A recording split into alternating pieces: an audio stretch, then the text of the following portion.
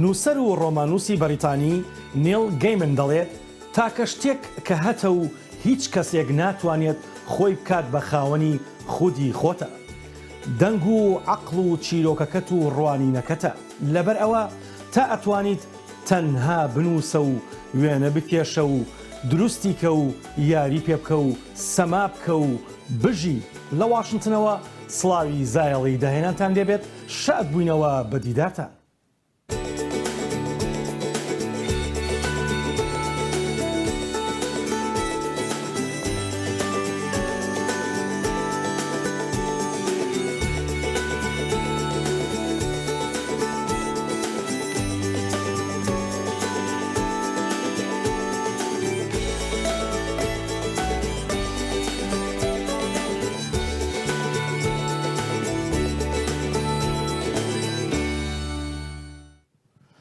کۆمەڵگە ئاسیایەکانی ئەمریکا و هاوڵەکانیان لە لۆس ئەنجلوس ڕاهێنانی بەرگریکردن لە خۆیان بە خۆڕایی کردوتەوە.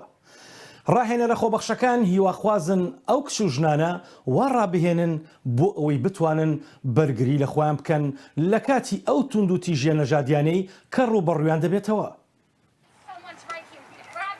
ئەکێمی یەکێکە لەو قوتابیانەی کە هاتووە لێرەدا خۆی فێری هوەری خۆپاراستن بکات لەگەڵ مامۆستایانی شارەزا لە هوەری خۆپاراستن لە لۆس ئەنجلس کالیفۆرنیا. ئەو هیواخوازە کە ئەم تەکنیکانە ببێتە ڕێگر لەوەی کە لە داهاتوودا تووشی شەڕەنگێزی ببێتەوە و بتوانێت وەکو تەکنیکێک بەکاریان بێنێت بۆ خۆپاراستن لەو هێرشانەی کە لەم دوایەنەدا دژی ئاسیاویەکان لە ئەمریکا بەردەوامە. ئەگەر تووشی هێرشێک ببینەوە دەبێت بزانین چۆن بەرگری لە خۆمان بکەین، دەبێت تەکنیک بزانین و بزانین چۆن خۆمان دەرباز بکەین. گایشە کۆڵتن یەکێکە لەو دایکانەی کە ڕزگار بووی دەستدرێژی سێکسیە. وا دیارە هاتووە بۆ کەڵتن هۆبس بۆ ئەوەی فێری هوەری خۆپاراستن بێت بۆ ئەوەی دووبارە ئەوەی بەسەری هات ڕوو نەداتەوە. I don't want to have to ever be in that position where I have to learn how to protect my own life. من نامەوێت جارێکی تر تووشی ئەو ڕەوشە ببم کە چۆن خۆم بپارێزم لە ڕۆژگارێکی وەکو ئەمڕۆ کە ئێمەی تێداین بەداخەوە هەڕەشەکان ڕاستەقینەن بۆ هەموو خەڵکو بە تایبەت بۆ ئاسیایەکان و زیاتریش بۆ ئافرەتەکان. سەبرینا و ئەلێکزاندرا دوو خۆبەخشن لێرەدا خەڵک فێری هوەری خۆپاراستن دەکەن. هەرچەندە ئەوان بە ئەسڵ ئاسیاوی نین، بەڵام پێیان وایە ئەو هوەرەی کە هەیەە دەتوانن بیبەخشن بەو خەڵکانەی کە دێن سەردانیان دەکەن بۆ ئەوەی تووشی توندوتیژی ڕەگەزپەرستی نەبنەوە.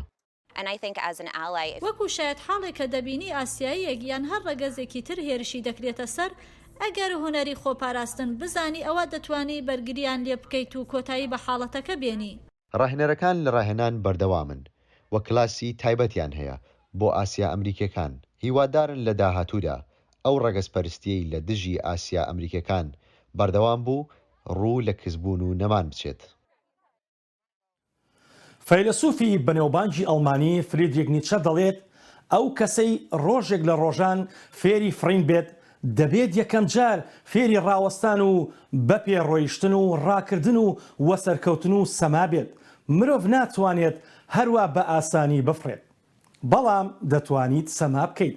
هونەرمەندێکی ئەکادیمی سەمای بالەیە، خاوەنی چەندین بڕوانامە و خەڵاتی جیهانیە.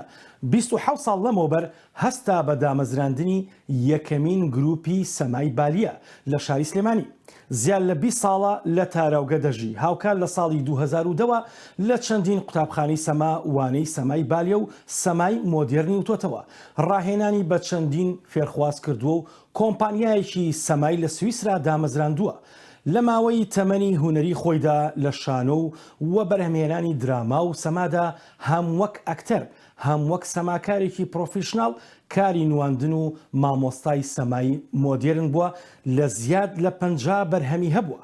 لە سویسرا چەندین پرۆژەی سەمای ئەنجامدا و لەلایەن سەمای مۆدێرنەوە پشتیوانی دەکرێت لە وڵاتەدا. ئێستاش میوانی زایاڵی داهێنانی دەنگی ئەمریکایە. ئەم کاتت باش کاروان عومەر بەخێربەی بۆ بەرنامەی زایاڵی داهێنانی دەنگی ئەمریکا. زۆر سپاس ئاسۆژیان، سپاس بۆ هیلاکبوونی ئێوەش. زۆر سپاس دەکەم کاروانجان، شاد بووینەوە بە دیدارت جارێکی دیکە. هەڵبەت زۆر گرنگە بەلامەوە ئێستاکە بارودۆخێکی بە تایبەتی یەک ساڵی تەواوەتیە بارودۆخێکی سەختە بۆ هونەرمەندان بۆ سەماکاران بۆ زۆرێک لە بوارە سینەمایەکان زۆرێک لە بوارانەی کە پەیوەندی بە فەرهەنگ و بە کلتورەوە هەیە لە دنیاە و نمایشە گەورەکانی دنیاش و زۆرێک لە نمایشە گەورەکانی دنیاش ڕاوەستێنران بەهۆی ئەم پەتایەوە. بەڵام ئەبێ بپرسین ئێستا کاروان لەم ساڵەیە توانی چی بکە کە ئایا کۆڤید توانی کاروان والێ بکا کە هێواش بێتەوە لە کارکردن یان کاروانی والێ کرد زیاتر بگەڕێتەوە بۆ پرۆژە جوانەکانی وەک ڕابردوو و باشتریش. بەڵێ بەڕاستی شتێکی ناچاوەڕوان کرا بوو کە ئاوا ئێمە با بڵێن ماوەیەکی زۆر لە ماڵەوە دانیشین و دا ببڕین لە هەموو کارەکانمان. دیارە من لە سەرقاڵی پرۆڤەکردن بووم بۆ نوێترین پرۆژەم. ڕاستە هەفتەی یەکەم و دووهەم وەکو پشوویەک پێویستم پێی بوو، بەڵام دواتر هەستم کرد ئەم دانیشتنە درێژە ئەکێشێ کە درێژەی کێشە ئەتەرێت تۆزێک لە با بڵێن تۆزێک لە دابڕانی دروست کرد تاقە شتێک کە بیرم لەوە کردەوە دەست بەمە نووسین لەلایەک نووسین بەواتای نووسینی تێکست ئەگە تێکستەکە سیناریۆ بێ شێعر بێ یاخود لەسەر بابەتی سەما بێ. دیارە سیناریۆ و شێریش ئەگەر بینوسم بابەتەکە لای من هەمووی سەمایە. دەستم کرد بەو کارانە، بەڵام لە پاڵ ئەما چەندەها پرۆژەی ترم بنیادنە. یەکی لەو پرۆژانە دوێت سەمایەک بوو کە ئێمە دیارە بانهێش کرابوون بۆ فێستیڤاڵی قەرتاج لە وڵاتی تونس، هەروە بێتۆ لە فێستیڤاڵی سەمای هاوچەرخ لە شاری ڕامەڵای وڵاتی فەڵەستین. بەڵام بە بۆنەی دیارە ئەمە دوای با بڵێن دابڕانی یەکەم کە شوێکمان بەبەرە هاتۆ توانیمان دەستکەین و بەکارەکانمان ئەم پرۆژانم بنیادنا، بەڵام دیسانەوە دواکەوتەوە. بەس ئێستا بیر لەوە ئەەکەمەوە بۆ ساڵی ئایندەشکە هەمان شێوە ئێمە بانگێش کراوین کە دوێت سەمایەک کە بابەتەکەی شکۆیە و ئەتوانم بڵم لەو بابەتە ئەڕۆمە سەر کۆمەڵێک پنتی گرنگ کە پەیوەندی بە ژیاری کولتوری و تا ئاستێکی باشیش نەتەوەی ئێمە هەیە. بەڵام شتێک هەیە مێ باسی کەم پاڵ نووسینەکان و پرۆژەنەکانمان لە کۆتایی ساڵی پار دەستم کرد بەوانەی ئۆنلاین. تا ئێستا دوو کەسم هەیە، دوو فێرخوازم هەیە لە شاری سلەیمانیەوە، هەفتەی جارێک هەرێکیان بەجیا دوو سەعاتێک لەگەڵیانە وانەی سەمایان پێڵم. دیارەوە دەرفەتێکی باش بوو کە من هەر نتوانم بڕۆم بەر مرۆڤەکان بکەم و شوکاری خۆم بکەم، هەمووانەی ئۆنلاینم هەبێ، هەم لە پاڵ ئەوە خوێندنەوەیکی چڵپڕ لە سەر بابەتی سەما، نووسین وەرجێڕان و دواتریش وەکوتم ئەو بابەتانی کە بۆ من زۆر گرنگ بوو کە زۆر کاربیرم لێ کردەوە نووسینی سیناریۆی فیلم. دیارە ئەمەیان زۆر زۆر تازێ، بەڵام دیارە فیلمەکانیش فیلمی سەما بێت. بڵێ کاروان هەڵبەت منەمەیە بتگەڕێنەوە بۆ بەلایکەمەوە 21 ساڵی تەمەنت تۆ لە ئەوروپای. ئەم لە ماوەی ئەم 21 ساڵی تەمەنتە توانیت هەم ببیتە خاوەن کۆمپانیایەک بۆ کۆمپانیای سینەما بە ناوی خۆتانەوە، ئەمە لە هەمی گرنگترا و هاوکات و چەندین پرۆژەت هەبووە کە لە سویسرا و لە وڵاتانی دیکە کردوتن. زۆرمان پێخۆشە لە دەنگی ئەمریکاوە باز ئەو پرۆژانە بکەین و گرنگی ئەو پرۆژانە بکەی کە تا ئێستاکە بەردەوامیشی تایە و لە ماوەی ئەو 20 ساڵەیە ئەنجامت داوە. بەڵێ بەڕاستی سوژیان خۆتە زانیت هاتنە دەرەوە بەدەست خۆمانی هەمومان. ئێستاش ئەو ئێوارەیەم بیر ناچێ کە دو ماڵاواییم لە تۆ کرد لەناو شاری سلەیمانی لە سەهۆڵەکە. بەڵام لەگەڵ ئەوەی کە شارمان جێهێش بە هیوایەکی گەورەوە لێرە من دەستم پێکردەوە بە ئیش و کارەکانم، دەستم کردەوە بە ئیش و کارەکان ئاسان نەهات بەدەستەوە.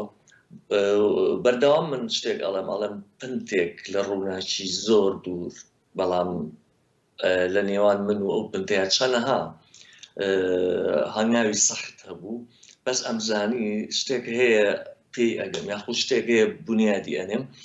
ئەوە بوو دەستم کردەوە بە کارەکانم تا لە ساڵی 2012 کۆمپانیایەکی خۆم دامەزران. لێرە ئێمە سەر ئەوەی کە ئیش و کارەکانمان چییە لەم کۆمپانیا. دیارە وەکو چۆن تۆ گوڵفرۆشی دوکانێکی گوڵفرۆشی هەیە ئەبێ هەموو جۆری گوڵەکانە هەبێ بۆی هەچ کڕیارێک ڕووی تێکردی ئەوەی هەبێت کە ئەوەی پێ ببەخشی کە ئەو داوایەکە من کاری هونەری وە ئابینم. زۆر سپاس کاروان عومەر بۆ ئەو کاتی پێت بەخشین بۆ بەرنامەی زایاڵی داهێنانی دەنگی ئەمریکا هەر بژین.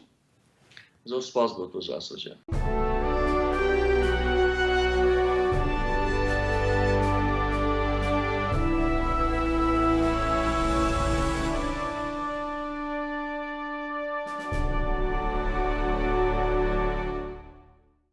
وێنەکان تەنها نابن بە مێژوو بەڵکو توانای گێڕانەوەی چیرۆکەکان و ڕووداوەکانیشان هەیە لە پشت هەر وێنەیەکەوە چیرۆکێک مێژوویەک بەسەرهاتێک ئامادەگی هەیە.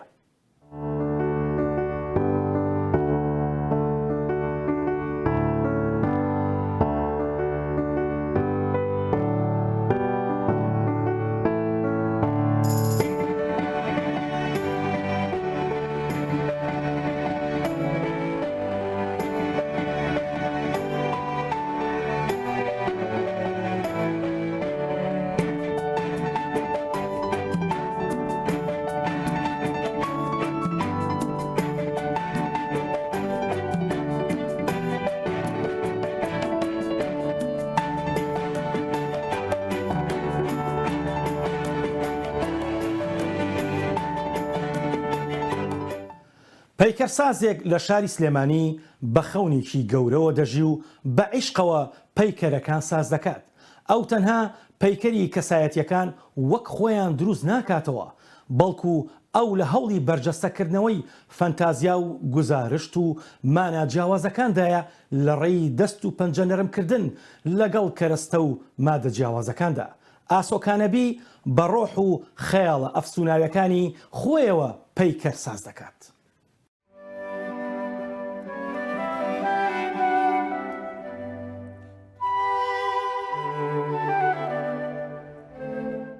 من ئاسۆکانەبی دەرچووی پەیمانگای هونەرە جوانەکانم و پاشان دەرچووی کۆلێژی هونەرم بەشی شێوەکاری لەقی پەیکەرسازی.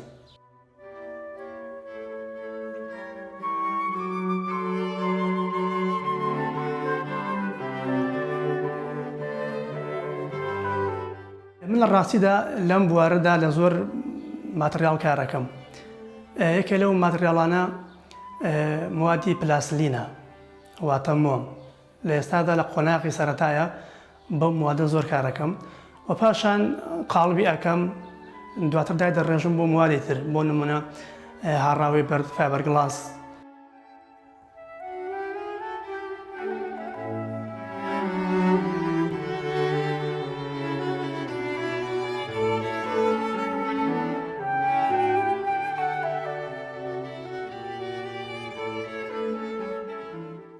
خۆی لە ڕاستیە ئەم هونەرە با بڵێ هونەری پەیکەرسازی لە چاو هونەری وێنەکەشانەوە کەمێک ئاڵۆسترا بە حکمی ئەوەی ئەمە چەند ڕوویەکە بەڵام هونەری وێنەکەشان یەک ڕووە تۆ ئەبێت لەگەڵ چەند ڕوویەکە با بڵێن کار بکەیت تێبکەیت کە ئەم کارە چۆنە وە پاشان ئەم هونەرە تا حدێک ئاڵۆزی هەیە هەم لە ڕووی موادەوە هەم لە ڕووی کارکردنەوە با بڵێن شوێنی تایبەتی ئەوێت وەکو ئەوە نەیە تۆ لە شوێنێکی ئاسایی بتوانی وێنێ بکێشی.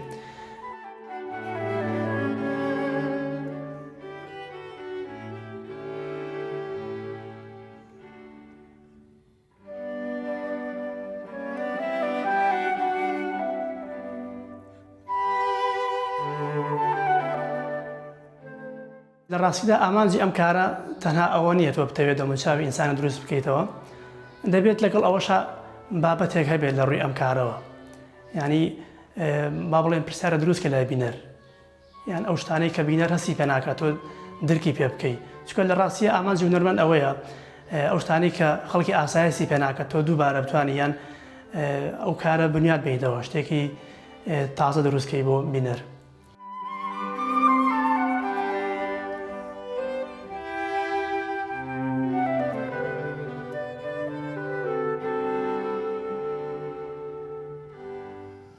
خانمێک بەدڵێکی پڕ لە حەسرەت و سۆزەوە بەناو شەقامە چۆڵەکانی نیویۆرکدا پیاسە دەکات و سەردانی دوکان و بۆتیک و کڵێسا و چێشخانەکان و باڕ و هوتێل و گەلەریەکان دەکات لە پێناو دۆکۆمنتکردنی جوانی و بێدەنگی و قەرەباڵغیەکانی ئەو شارە بۆ ماڵپەرە بەنێوبانگەکەی خۆی مانهاتم سایدوەیس.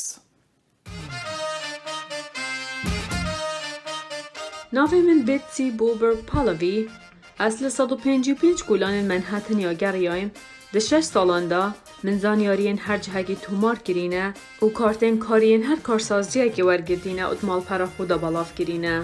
Lewma min bi tirî 10,000 kartên karî hene. Min ji karsazan xwe yan her kesekî li wêrê kart kirî wergirtîne. Her karek baxçek, xwandingehek, cihekê agirvemrandinê bingehekê polîsan ciwankariyek li ser malperê xwe hene. Nokia 2021 ew hêj destiyat geriyêm. Çünkü kompanî rojanevet bi nû têne girtin.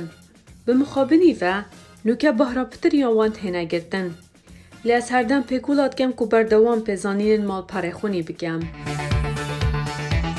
Oh berê xwe bi dê Manhattan Sideway min nivêsînek li ser dikana wî çêkiribû wî jî ev dikana xwe vekirî.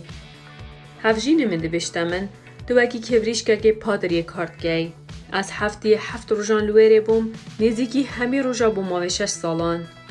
û hemî şembî û ekşemba hevjînê min jî digel min hat nea giring bû ka çend sar wan çend gerim.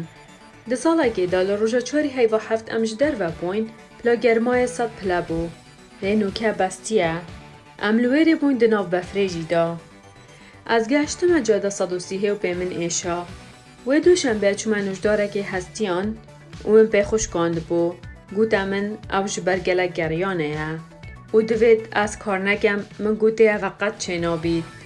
Pê min kire di nava bûtekê da û bi gultan ez li cada 130 geriyam ta geştîme 155 û min bi dumahî îna. Ez neşên bêjim ka çend caran xelkî gotiye min ku min jiyana xwe hemî li vêrê borandî min nezanî ku ev dikanet kefte vêrê. Em bez bi pîyan digeriyayîn yan bi basê yan bi mîtroyê da ku bigihîne cihê xwe karî yan jî ew cihê me divêt biçîne. û em herdem di vê rekê radborîn. Eger tu li cada hefteyê bî pêdivîna kep çiya cada heftê û êkê ji ber ku te her tiştekî li wêrê hey. Xwe ji vê dî jî yekî gote min ez nizanim tu çawa rojane çiya wêrê. Hemî kes dibêjin bila ez jî di li cada 155 gerim. Lê kes we nakir. Li her qurnedekî her cihekî her gavek ez çûme dikanekê ve tiştekê nî dibînim. Tiştekê ciwanî serinc rakêş. Ez çi caran bêzar nedbûm. Xweştirîn tişt bû min xelek bûn. Xelek ji çend cihên cuda peywendiyê bi min dikin û dibêjin divêt ez biçime bajêrên wan jî vî karî bikim. Ez hez dikim biçim. Lê min her cariya gotî divêt ez Manhattan xelas bikim. û berdewam tiştê hene guhorîn vê ca çi caran neşim Manhattan xelas bikim. کیژۆڵەیەکی هەڵەبجەیی ژەنیاری دەفە لە ڕێگەی تواناکانیەوە بەشداری ژمارەیەکی زۆر چالاکی هونەری کردووە و چەندین خەڵاتی بردووەتەوە. ئیمان قادر دەڵێت دەف بۆتە بەشێک لە ژیانم و هاوڕێی ڕێگای دوورمە ڕۆژانە پێکەوە دەدوێن و کەشێکی خۆش ساز دەکەین. ئەو تەنها لە کۆنسێرتەکاندا ژەنیاری دەف نییە بەڵکو لەسەر شەقامەکانیش بۆ خۆشی خەڵک دەف دەژەنێت. فەرحان هەورامانی بۆ زایەڵە میوانی ئیمان خاتوونە. ئیمان قادر یەکێک لە دیارترین ژەنیێرەکانی دەفە لە هەڵەبجە. ئەو ئێستا تاکە کچە هەمیشە لە ناو گروپە مۆسیقی و چالاکیەکانی شاردا دەبینرێت. تواناکانی خۆی لە ژەنینی دەف بە ڕیتمە جیاوازەکان دەخاتە ڕوو. ئەوە خۆی دەڵێ بەشی شەوەکاری خوێندووە بەڵام هۆگری مۆسیقا بووە.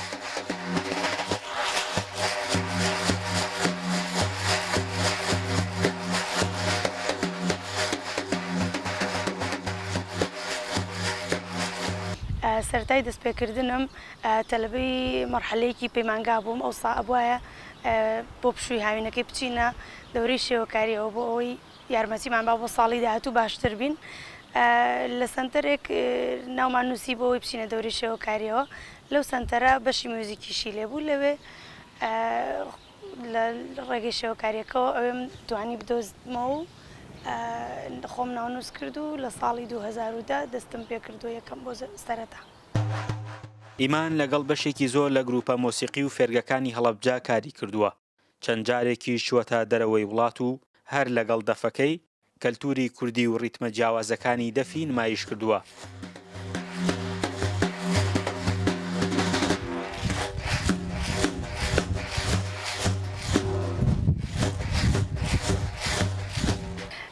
هەر لە سنتەری گەنجان دەستم پێکردەوە لە گروپی سنتەری گەنجان لە چالاکیەکانی ئەوان بەشدار بووم کە لە ناو هەڵەبجە و لە دەرەوەی هەڵەبجەش ئیشمان کردووە.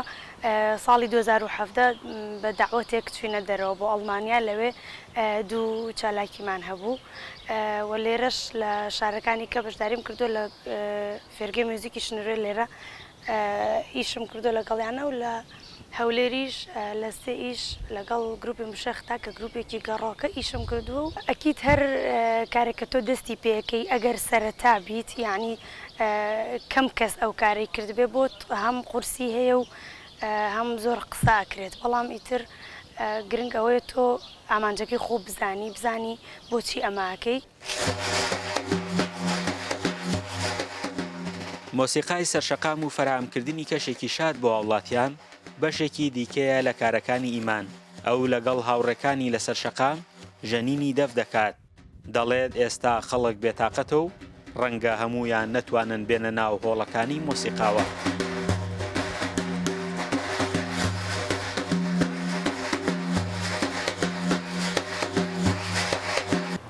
ڕاستی سەرەتا کە دەستمان پێکرد چاوەڕێ نەبووین کە ئەو پێشوازیە گەرمە بکەن کە خەڵک کردی.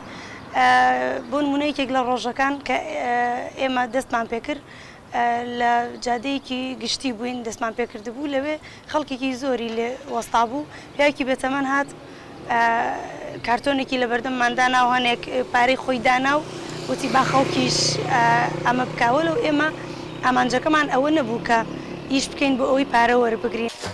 ئیمان قادر لە دایکبووی ساڵی 1992 هەڵەبجەیە. لە سنتەری چالاکی گەنجانی هەڵەبجەوە دەستی بە ژەنینی دەف کردووە.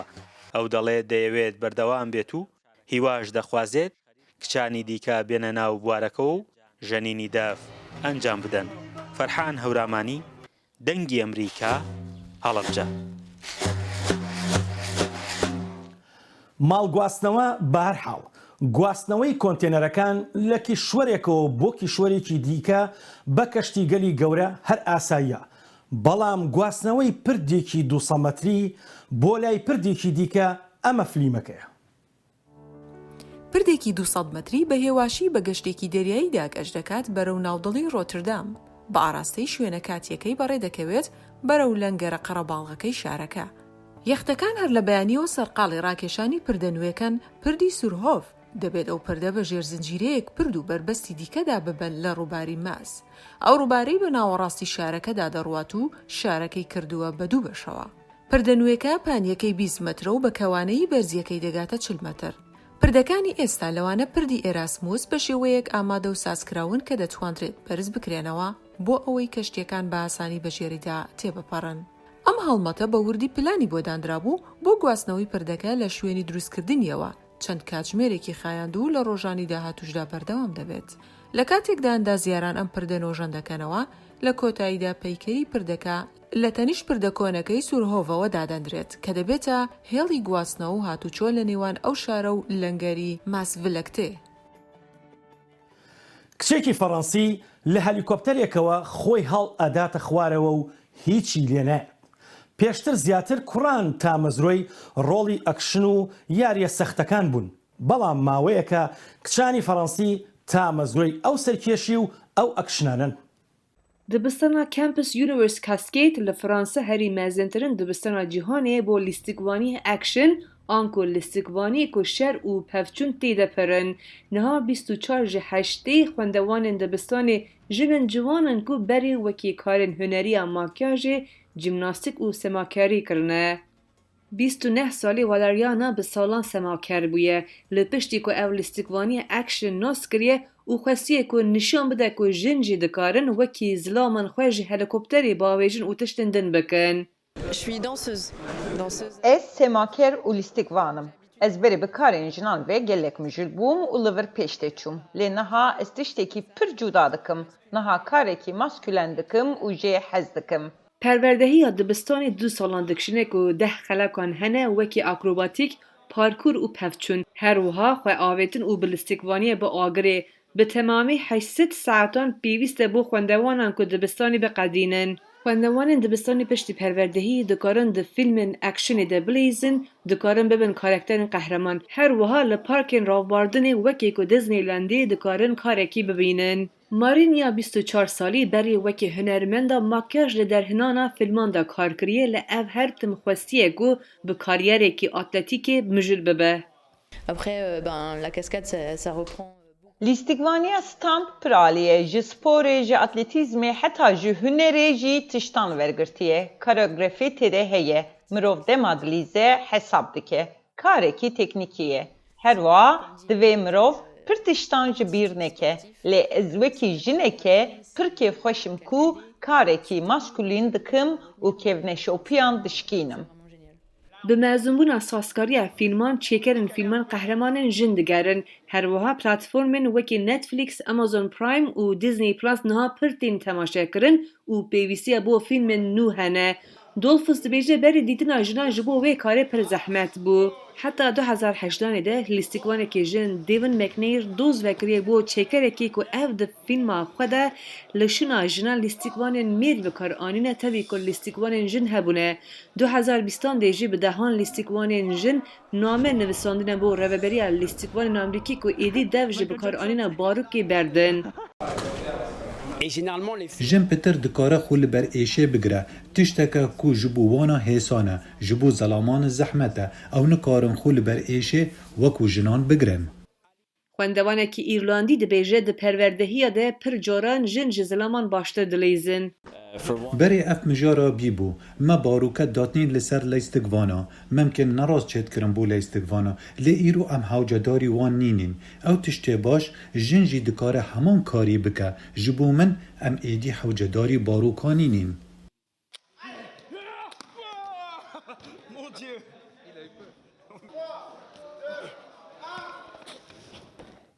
نووسەر و ڕۆماننووسی بەریتانی نیل گەیمن دەڵێت هەمیشە جیهان زیاتر درەوشاوە دەردەکەوێت کاتێک دەم و دەست شتێک دروست دەکەی کە پێشتر بوونی نەبووە.